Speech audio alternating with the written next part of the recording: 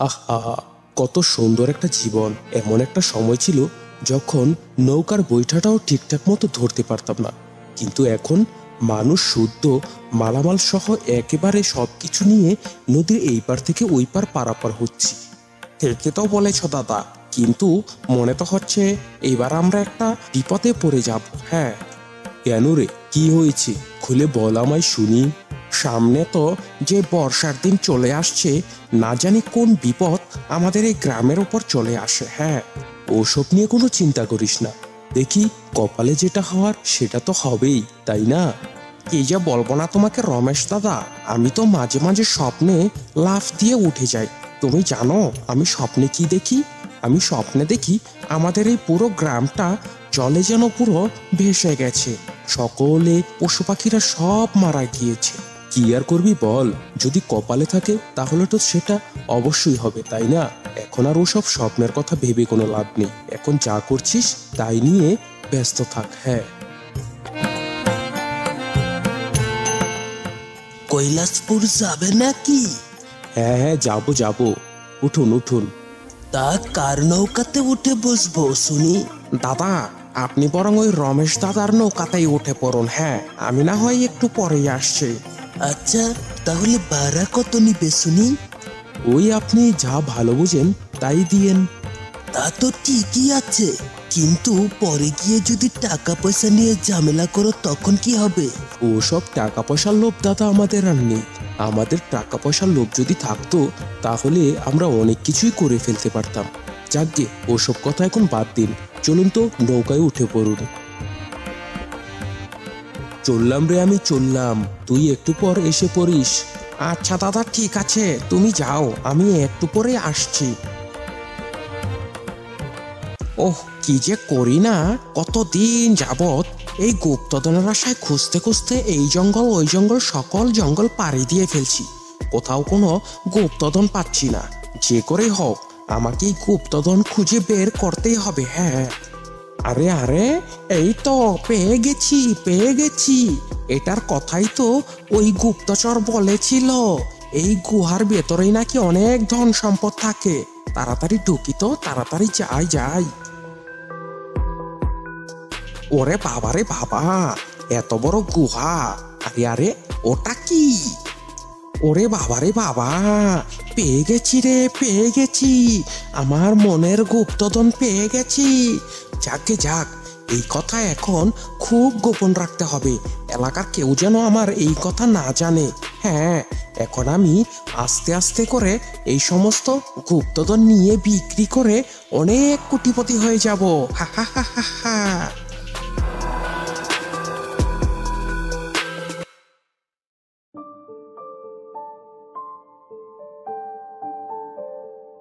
মন্টু কাকা, ও মন্টু কাকা, তুমি কি বাসায় আছো নাকি? মন্টু কাকা। আরে আরে, তোরা দুইজন আমার বাড়ির সামনে কেন রে? কিরে, কি হয়েছে? বিষয়টা আমাকে খুলে বল শুনি। আচ্ছা মন্টু কাকা, তুমি কি খুব ব্যস্ত? তোমার সাথে কিছু কথা বলতে এসেছিলাম। হ্যাঁ হ্যাঁ, বল বল, কি বলবি বল। মন্টু কাকা, আমরা দুইজন মিলে সিদ্ধান্ত নিয়েছি যে আমাদের স্বামীরা তো নৌকা চালায়, তো আমরা তো সারাদিন বাসায় বসে থাকি। তাই ভাবছিলাম তোমার থেকে পরামর্শ নিয়ে এই বর্ষার সময় কিছু শাকসবজি উৎপাদন করব। হ্যাঁ। রে, বাহ বাহ বাহ, খুব ভালো হয়েছে। আমি তাহলে আমার দুইজন সঙ্গী পেলাম। হা হা হা। হ্যাঁ মন্টু দাদা, তুমি কি বলো, আমাদের পরিকল্পনাটা কি সঠিক না? আসলে আমরা ভাবছিলাম কি, যদি আমরা দুইজন মিলে শাকসবজি চাষ করি তাহলে সেগুলো বাজারেও বিক্রি করতে পারবো, আবার নিজেরাও খেতে পারবো। খুব ভালো পরিকল্পনা করেছিস তোরা। তোদের মতো যদি আমার গিন্নিটাও একটু বুঝতে পারতো তাহলে হয়তো। তাহলে মন্টু দাদা, তুমি কি আমাদেরকে সাহায্য করবে ওই শাকসবজি ফলানোর জন্য? আরে হ্যাঁ হ্যাঁ, কেন নয় কেন নয়। তোরা তো জানিস না, আমার কাছে এমন একটা সার আমি উৎপাদন করেছি, যেই সারটা বর্ষার মৌসুমে গাছপালাতে প্রয়োগ করলে গাছপালা খুব তাড়াতাড়ি বড় হয়ে যায়। হ্যাঁ। কি বলছো গো মন্টু দাদা? কিন্তু আমাদের তো ওই সার সম্পর্কে তেমন কোনো আইডিয়াই নেই। হ্যাঁ। আরে, তোদের কোনো চিন্তা ভাবনা করার কোনো দরকার নেই, আমি তো আছি। আমিই তোদের সবকিছু দেখিয়ে দিব কিভাবে বর্ষা মৌসুমে গাছের নিচে সার দিতে হয়। হ্যাঁ। তোমাকে যে কি বলে ধন্যবাদ দেব মন্টুদা। আরে ওসব কিছু না রে মা, তোরা দুইজন মিলে শাকসবজি চাষ করবি আর তোদের স্বামীরা নৌকায় করে বোঝা করে ওই শহরে নিয়ে বিক্রি করে আসবি। তখন দেখবি টাকা আর টাকা, টাকা আর টাকা, হা হা হা হা হা।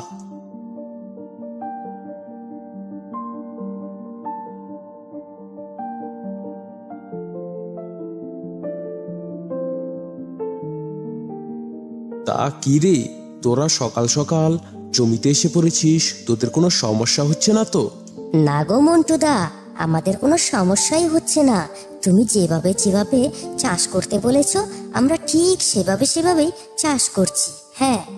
আচ্ছা আচ্ছা, ঠিক আছে ঠিক আছে। তো শাকসবজি কিছুটা বড় হওয়ার পর কিভাবে সারটা দিতে হবে সেই সার সম্পর্কে তোমাদের তো পুরোপুরি অভিজ্ঞতা দিয়ে দিয়েছি, তাই না? এখন কি আর কোনো সমস্যা হবে? তা নিয়ে তুমি কোনো চিন্তা করো না মন্টুদা, তুমি যেভাবেই বলেছো আমাদের মাথায় ঢুকে গেছে। ঠিক আছে ঠিক আছে, তাহলে আমি এখন চলি রে মা, আমার আবার একটু ওই গবেষণাগারে যেতে হবে। ও মা, তাই নাকি? কি নিয়ে গবেষণা করছো তুমি শুনি? ঠিক আছে বলছি, কাউকে কিন্তু কিছু বলিস না।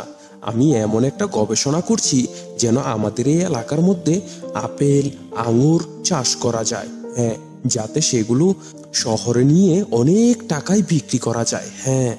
যাক বাবা, আমরা সকলেই যেন চাই তোমার এই গবেষণা যেন সফল হয়, যেন আমরাও ওই আপেল আঙুর চাষ করে খেতেও পারি, আবার যেন শহরে বিক্রিও করতে পারি। ঠিক আছে ঠিক আছে, তাহলে আমি এখন চললাম। হ্যাঁ, তোরা এখন চাষাবাদ কর। তোমার কি মনে হয় দিদি, 2 দিনের মধ্যে কি সমস্ত ফলন বড় হয়ে যাবে? আরে হ্যাঁ, যেহেতু মন্টু দাদা সবকিছু দেখিয়ে দিয়েছে, আশা করছি 2 দিনের মধ্যেই ফলন ভালো হবে।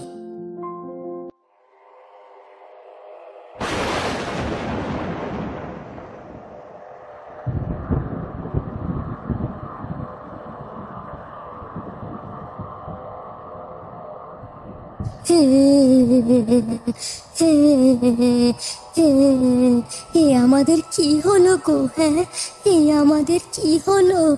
এক রাতে বাড়িঘর সমস্ত কিছু ডুবে একাকার হয়ে গিয়েছে। বাড়িঘর তো ডুবলোই, পশু পাখি জমি জমা সব কিছু ডুবে তলিয়ে গেছে। এখন আমরা কি নিয়ে বাঁচবো? বোন, কখনো কোনো সময় আস্থা হারাবে না। সৃষ্টিকর্তা যা করে তা ভালোর জন্যই করে। মনে রাখবে, একটা দরজা যদি বন্ধ হয়ে যায় তাহলে আরো 2টো দরজা খোলা থাকে। কিন্তু কিন্তু এখন আমরা কি করব? হ্যাঁ, আমাদের তো পশু পাখি ঘর বাড়ি সমস্ত কিছু নদীতে তলিয়ে গেছে।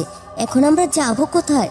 সারা জীবন তো আর এই নৌকার মধ্যে আমরা বাস করতে পারবো না, তাই না? কি আর করবে বলো বোন, প্রাকৃতিক দুর্যোগের সামনে কোনো কিছুই তো টিকে না। ঠিক বলেছেন দাদা, আপনি যদি সময় মতো এই নৌকাটাকে নিয়ে আমাদের উদ্ধার না করতেন তাহলে হয়তো আমরা অন্য কোথায় পানিতে তলিয়ে মারা যেতাম, কেউ আমাদের বাঁচাতে আসতো না। আচ্ছা দাদা, আপনি কি আমাদের একটা অনুরোধ রাখবেন? তা বলো, কিসের অনুরোধ? মানে বলছিলাম কি, আপনার সাথে যদি আমাদেরকে নিয়ে যান তাহলে আমরা হয়তো বা বেঁচে যাব, নয়তো আমরা এখন কোথায় যাব বলুন? আমাদের অবস্থা এমনিতেই বেহাল হয়ে গিয়েছে, কি করব কিছুই বুঝতে পারছি না। হ্যাঁ, তা তো ঠিক আছে। শোনো, আমি তো তোমাদের কখনোই এখানে ফেলে রেখে যেতে পারি না এই অবস্থাতে। আমি অনেক দেশ দেশান্তর ঘুরেছি, আর আমি এইটুকু জানি যে সামনে একটা জঙ্গল আছে, সেখানে কেউ বসবাস করে না। তবে তোমরা যদি ওখানে বসবাস করো তাহলে সেখানে আবার নতুন করে গ্রাম হতে পারে, কারণ সেখানে কোনো ভয়ানক জন্তু নেই। আচ্ছা ঠিক আছে, আমাদের আমাদের সেখানে নিয়ে চলুন। বেশ, তাহলে তাই হবে। এই মাঝি, ওই দিকটাতে নৌকাটা ঘোরাও।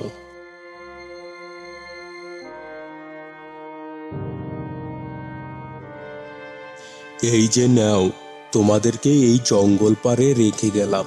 এই জঙ্গলটাতে ভয়ানক কোনো পশু পাখি নেই, তোমরা নিশ্চিন্তে এখানে বসবাস করতে পারবে।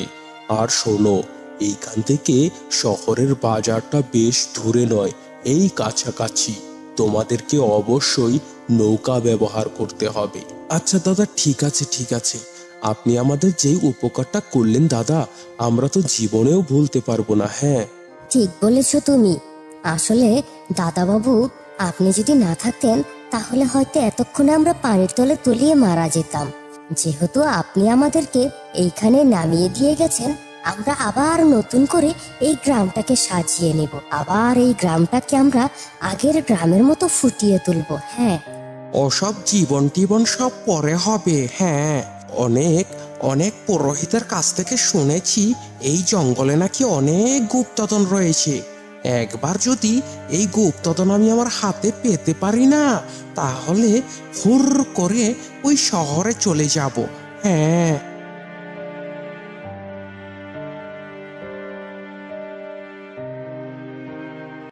এই তো আমি পেরে গেছি, আমি পেরে গেছি।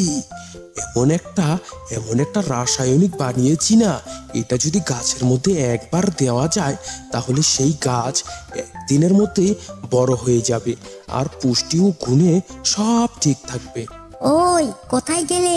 এই খালি জমিটাকে ফেলে থুয়ে তুমি ঘরের ভেতর কি করছো শুনি? তাড়াতাড়ি বের হয়ে আসো বলছি। আরে গিন্নি, তুমি এইভাবে চেঁচামেচি করছো কেন? বলো কি হয়েছে? কেন চিল্লাচিল্লি করবো না তো কি করব? তুমি সেই সকালবেলা ঘর থেকে বের হয়ে যে এসেছো, এখনো পর্যন্ত তো খাবারটাই খাওনি। তাই তো তড়িঘড়ি করে তোমার জন্য খাবার রান্না করে নিয়ে আসলাম। হ্যাঁ গিন্নি, ওই তো সকালে দেখলাম তুমি ঘুমিয়েছিলে, তাই তো ঘুম থেকে তোমাকে আর উঠাইনি, নিজেই চলে এসেছি। আচ্ছা বলো তো, তুমি তুমি এই জমি জমা ফেলে রেখে ওই ওই ঘরের ভেতর তুমি কি করছিলে শুনি? ঘুমাচ্ছিলে নাকি নাকি নতুন সংসার খুলেছ? আরে গিন্নি, এ কি বলছো তুমি? হ্যাঁ, এগুলো কোনো কথা হলো? তুমি কি জানো না চাষবাস নিয়ে কত রকমের পরীক্ষা নিরীক্ষা করি? সেটা তো বুঝতে পেরেছি, কিন্তু ওইদিকে দেখো, সকলে ওই নদীর ঘাটে আবার কাজ করতে গেছে। তা তুমি কি তাদের মতো নৌকা বাইতে পারো না নাকি? আহা গিন্নি, তোমাকে যে কিভাবে বোঝাই না, এখন আমার আর ওসব মাঝির কাম ভালো লাগে না। চাষাবাদ করছি আর এই নিয়ে গবেষণা করছি, এটাই আমার কাছে অনেক। তা তুমি কি আবিষ্কার করছো শুনি? তোমাকে কি আর বলবো গিন্নি, আমি এমন একটা উপাদান বানিয়েছি না, সেটা গাছে দিলে সেই গাছটা 1 দিন থেকে 2 দিনের মধ্যে তাড়াতাড়ি বড় হয়ে যায়। তাই নাকি গো? এ তো খুব খুশির খবর। ও গিন্নি, তোমাকে কি যে বলবো না আমি, এখন থেকে এই অঞ্চলের প্রত্যেকটা জমিতে ভালো ভালো চাষাবাদ হবে, আর আমরা সেগুলো শহরে বিক্রি করে অনেক টাকা পয়সা কামাতে পারবো। আচ্ছা শেফালি শোন, যবে থেকে আমরা এই নতুন জঙ্গলে এসেছি তবে থেকেই 5টা বছর চলে গেছে। এই 5 বছরে আমাদের স্বামীরা নৌকা বাইছে। সারাদিন নৌকা বাওয়ার পরে রাতে এসে তাদের আর কৃষিকাজ করতে মনই চায় না। তাই ভাবছিলাম কি, আমরা যেহেতু বসে আছি, আমরা সকল গিন্নিরা একসাথে মিলেমিশে যদি চাষাবাদ করি তাহলে অনেক ফলন হবে, আর সেগুলো শহরে বিক্রি করে কিন্তু আমরা অনেক টাকা পাবো।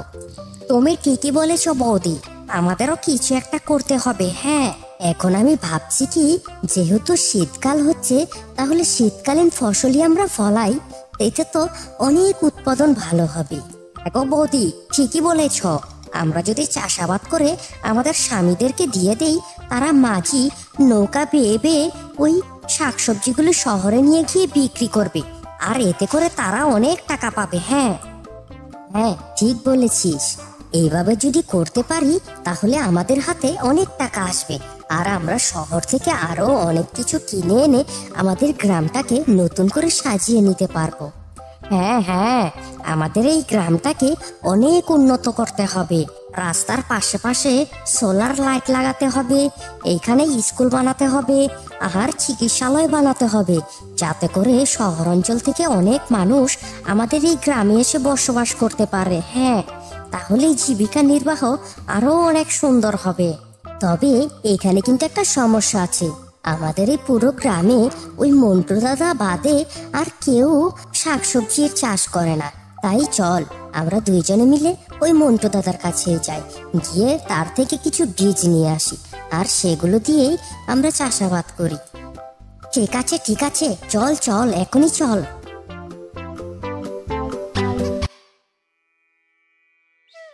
আজকে বুঝেছ, ওই মন্টু দাদার কাছ থেকে আমরা অনেকগুলো বীজ নিয়ে এসেছি। হ্যাঁ, তাই নাকি গো গিন্নি? তা তো খুব ভালোই করেছো।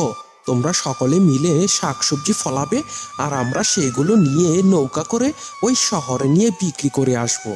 দেখবে খুব টাকা হবে। হ্যাঁ, গো হ্যাঁ, ওই মন্টু দাদা বলেছে 2 দিনের মধ্যেই শাকসবজি সহ বড় হয়ে যাবে। হ্যাঁ, বলছো কি গো গিন্নি? একেবারে মাত্র 2 দিনের মধ্যেই শাকসবজি সব বড় হয়ে যাবে? বলো কি? যাক যাক, ভালোই হয়েছে। তোমরা যদি ওই মন্টু দাদার কাছ থেকে বীজ এনে চাষাবাদ করো, তাহলে আমরা অল্প কিছুদিনের মধ্যেই এই গ্রামটাকে উন্নত করে ফেলবো। হ্যাঁ গো, আমাদের পদক্ষেপ আরো অনেক বড়, বুঝেছো? আমরা অনেক কিছু ভেবে রেখেছি। হ্যাঁ, তোমাদের কাজ কাম দেখে আমি খুব সন্তুষ্টি হয়েছি। আর ওই মন্টু দাদা যেই নতুন রাসায়নিকটা বানিয়েছে, সেটা দিয়ে 2 দিনের মধ্যে ফসল বড় হয়ে যাবে। তাহলে প্রতি 2 দিন অন্তর অন্তর আমরা অনেক শাকসবজি ওই শহরে বিক্রি করতে পারবো। এতে করে যেমন আমাদেরও লাভ হবে, ঠিক তেমনি গ্রামেও খুব উন্নত হবে। হ্যাঁ, হ্যাঁ গো, কিন্তু একটা কথা মনে রেখো, তোমরা যে শহরে নিয়ে বিক্রি করে আসবে, আমরা কিন্তু তোমাদের ওই লাভের থেকে কিছু অংশই দিব। হ্যাঁ, আরে ও নিয়ে তোমরা কোনো চিন্তা করো না, তোমাদের থেকে আমরা একটা টাকাও নিব না। হ্যাঁ,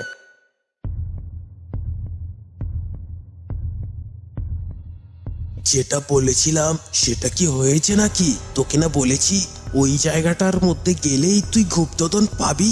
আরে কি যে বলো না, আমাকে কি তুমি কানাই পেয়েছো নাকি? তুমি যেই জায়গাতেই যেতে বলেছো, আমি ঠিক সেই জায়গাতেই গিয়েছি। আর এই যে 5-6টা স্বর্ণমুদ্রা পেয়েছি, এর মধ্যে এই নাও একটা স্বর্ণমুদ্রা তোমাকে দিলাম। হ্যাঁ, ওই দেখি তো দেখি তো। কি বুঝলে, আসল নাকি নকল? আরে ভাইয়া, তুই কাজটা কি করেছিস? একেবারে মনের মতন একটা কাজ করেছিস তুই। হয়েছে হয়েছে, এখন আমার পাওনা টাকাটা দিয়ে দিলেই হবে। হ্যাঁ, আরে তুই ওসব নিয়ে এত চিন্তা করছিস কেন? এই নে, তোর টাকাটা আমি এখনই দিয়ে দিচ্ছি। নগদে স্বর্ণমুদ্রা দিবি আর নগদেই টাকা পাবি। হ্যাঁ, তুই শুধু কাজ চালিয়ে যা। আচ্ছা আচ্ছা, ঠিক আছে ঠিক আছে, আমি আমার খোঁজ চালিয়ে যাচ্ছি। ঠিক আছে ঠিক আছে, এখন আমি যাচ্ছি। আবার 3 দিন পরে এসে তোর সাথে দেখা করে ওই বাকি স্বর্ণমুদ্রাগুলো নিয়ে যাব। এখন চললাম রে। সবই তো ঠিক আছে, কিন্তু আমার মনের মধ্যে কেন যেন বাজছে। আমি এত স্বর্ণমুদ্রা পেয়েছি, এগুলো বিক্রি করে এতগুলো টাকা দিয়ে করবোটা কি? একদিন তো তারা যদি আমাকে নৌকায় উঠিয়ে না বাঁচাতো, তাহলে হয়তো আমি বন্যার জলে ভেসে মরে যেতাম। তাই ভাবছি কি, এই টাকা পয়সা দিয়ে আরো অহংকার করব না, সাধারণ মানুষের সেবা যত্ন করব। হ্যাঁ,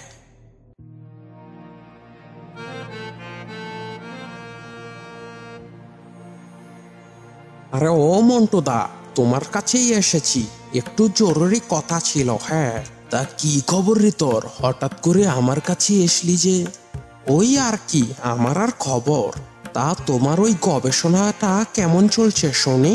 কি আর বলবো রে তোকে, টাকা পয়সা সংকটে আছি।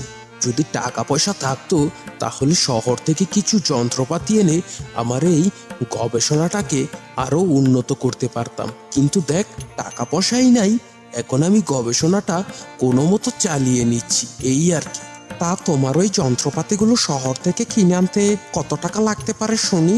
কি যে আর তোকে বলবো, তার জন্য তো অনেক মোহর দরকার। ও তো মোহর আমি পাবো কোথায় বল? আরে ও নিয়ে তুমি কোনো টেনশন করো না, তোমার কত টাকা লাগবে সেটাকে বলো। কারণ আমাদের এই দ্বীপটাকে, এই ছোট্ট গ্রামটাকে পুরো শহরের মাঝে উপস্থাপন করতে হবে, তাই না? তার জন্য কত টাকা লাগবে তোমার যন্ত্রপাতি কিনতে, সেটা আমাকে বলো। মানে কি বলছিস? তুই কোথায় টাকা পাবি শুনি? তুমি ওসব নিয়ে কোনো চিন্তা ভাবনা করো না তো মন্টুদা। তোমার এখন কি কি যন্ত্রপাতি লাগে সেগুলো একটা লিস্টি করে তারপর আমাকে বলো। আমি ওই রমেশ আর তার সাথীর সাথে একত্রে মিলেমিশে শহর থেকে সমস্ত যন্ত্রপাতি কিনে এনে দেবো। হ্যাঁ, তুমি ওসব নিয়ে কোনো চিন্তা করো না। আচ্ছা ঠিক আছে ঠিক আছে। আরে মন্টুদা, তুমি যে কি কারিশমা দেখিয়েছো না, একেবারে 2 দিনের মধ্যে সমস্ত ফসল একদম সব বড় হয়ে গিয়েছে। তোমাকে যে কি বলে ধন্যবাদ দেব না দাদা। কি যে বলিস না, এর জন্যই তো আমার বেঁচে থাকা। তাহলে তাহলে আমরা এগুলো তাড়াতাড়ি করে নৌকায় উঠিয়ে নেই, কি বলো তোমরা? তা তো বটেই বটেই। তাহলে আমরা সকলে মিলে হাতাহাতি করে ওগুলো নৌকায় তুলে দিচ্ছি। হ্যাঁ হ্যাঁ হ্যাঁ হ্যাঁ, ঠিক বলেছি। তাই তাড়াতাড়ি চলো, সবাই হাত লাগাও। আচ্ছা আচ্ছা ঠিক আছে, এখন একটা কথা শোন। কাল সকালবেলা তোরা ওই দিলুর সাথে মিলে ওই শহরে যাবি, আর তার সাথে মিলে কিছু সরঞ্জামে কিনে তারপর আমার বাসায় নিয়ে যাবি, ঠিক আছে?